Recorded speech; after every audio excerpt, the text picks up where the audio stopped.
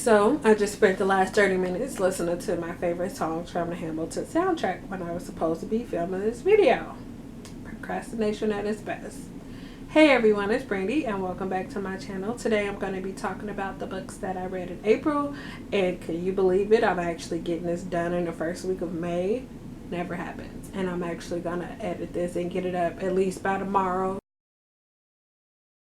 In April, I think I read more than I've read in any month in my life. But then again, maybe not, because you'll see why I read so much once I actually get into what I read. We're going to start off with what I read at the beginning of the month.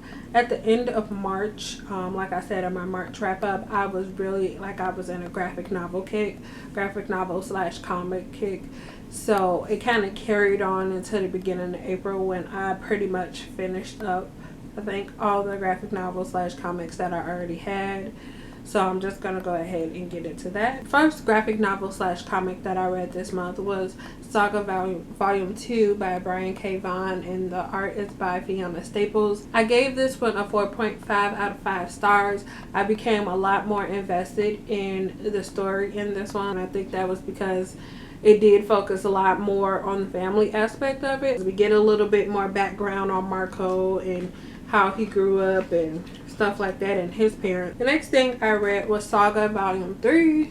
Same author, same illustrator. I gave this one a 5 out of 5 stars. We were introduced into some new characters in Volume 2, and they kind of continued on in Volume 3. The next thing I read was Saga Volume 4, and I also gave this one a 5 out of 5 stars. It's so much going on, so much, I don't remember all the little details, but I just remember it was amazing. It was one part that made me, I just saw one of the pages in here and it made me really mad because I don't like homewreckers. I try not to judge people, but I don't like homewreckers, and I feel like somebody in this volume was attempting to be a homewrecker, even though it might not have seemed that way at first. But from the first moment I saw her, I had the vibe that something was gonna happen, or something was gonna at least be hinted at, and it definitely was, and I was really upset about that, but still, I loved it. And yeah, after this, I wanted to pick up the next one, and I did. So the next thing I read was Saga Volume 5. Hold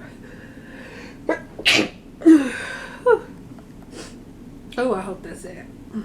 Yep, excuse me. I'll probably keep that in just because why not, right?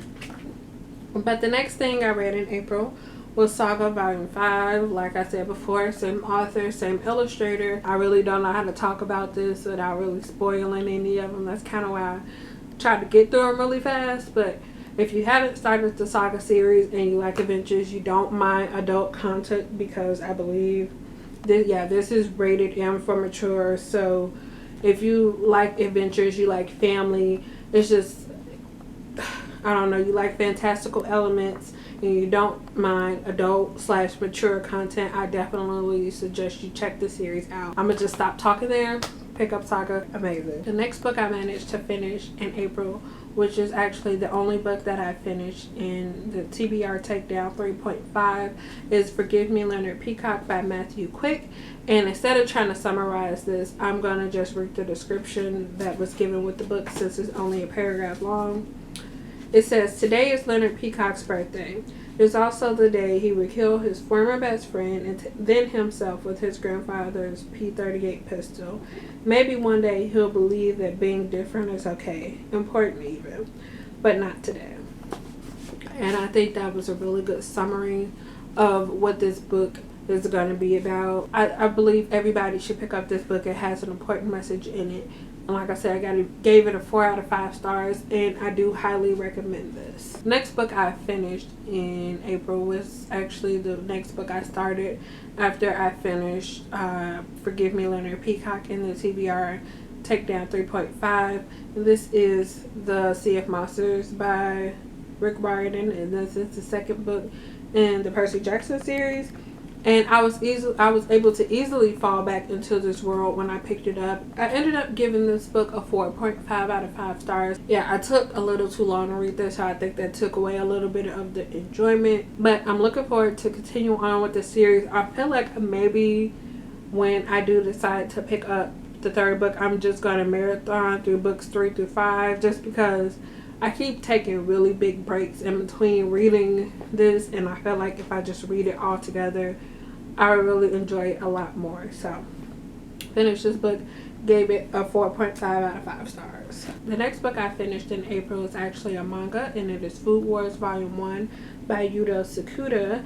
And this follows Soma Yukihira as after his father decides to close down their family restaurant and sends him to this elite cooking school, like the best cooking schools in Japan.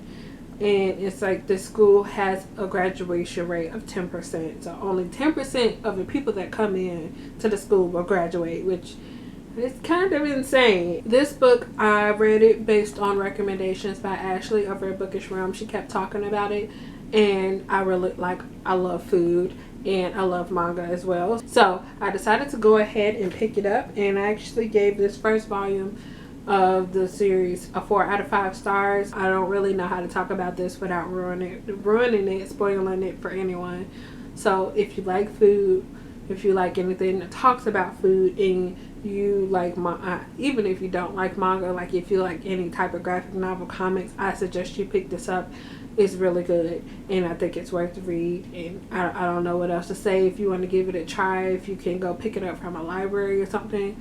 Usually if you go to a library and they don't have it, sometimes you can request it and they'll even bring it in, so you don't even have to pay for it to try it out. Got out of breath talking about it because that's how excited I am about this. But yeah, Food Wars Volume 1, 4 out of 5 stars. The next thing I finished in April was an ebook, and I was in a mood for something new adult, and I kind of heard like 2 different series that multiple people that I watch on YouTube kept talking about, so I decided to check them out. And this book is The Deal by L. Kennedy, and this is actually the first book in the off-campus series, and I believe this is a companion type series. I gave this one a 4.5 out of 5 stars. I really enjoyed this. It was exactly what I was looking for, and since I am a mood reader, that's perfect. The second to last book I finished in April was actually Merman in My Tub Volume 1, and the story and art is by Ito Kichi. And I got this from Book Outlet. Like I said in my last haul video, which I think went up right before this video, I saw this on Book Outlet. It was the only manga that I saw that had the first volume in there, and it looked like it looked interesting, so I went ahead and picked it up, and I ended up giving this a 2.5 out of 5 stars. And the last book I read in April was another ebook, and this was Addicted to You by Krista and Becca Ritchie, and this is actually the first book in the Addicted series. But I gave this one a 3.5 out of 5 stars. I am most likely going to continue on with the series, but I'm kind of stepping away and trying to read books that I already own. Well, those are all the books that I read in April. If you want to follow along with my reading challenge for this year, feel free to add me on Goodreads. I only have 60 friends, so I will add you. I have no reason to limit who I add because I don't really have friends, and I think the limit is like 5,000, and I'm nowhere near getting close to that. So like I said, feel free to add me. Thank you for watching this video, and I will see you again in the next one. Bye.